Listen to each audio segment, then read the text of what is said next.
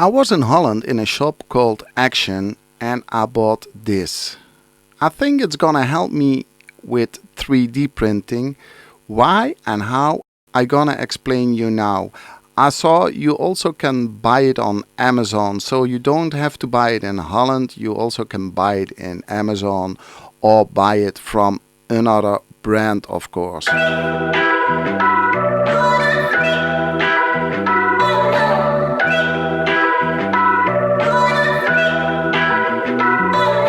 Hi everybody and welcome back. First I had to check if it was working, and it is working. This is the plug I showed you before, and it's connected with Wi-Fi, and I have installed the app on my phone, so now I always can turn off the printer or turn on the printer whenever, wherever I want. And then I go to the top of the printer. I mounted the camera up here, so I have a view from off the top down to the printer bed, and I can check if everything still working.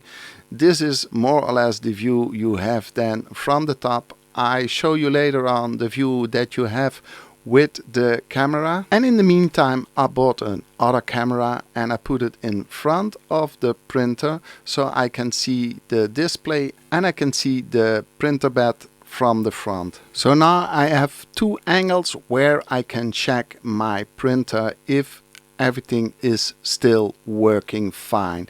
When something goes wrong, I see it and I can turn off the printer from my phone wherever I be. And I'm gonna show you now the camera views, and there is no light on, so they are filming in the dark, and I think they do a pretty decent job with that. This is the view from the camera that I mounted on the top of the printer, and it's a pretty nice view. The only thing you don't see if the printer is still working correctly. So that's why I placed a second camera in front of the bed, and now you can see better if the printer is still working correctly.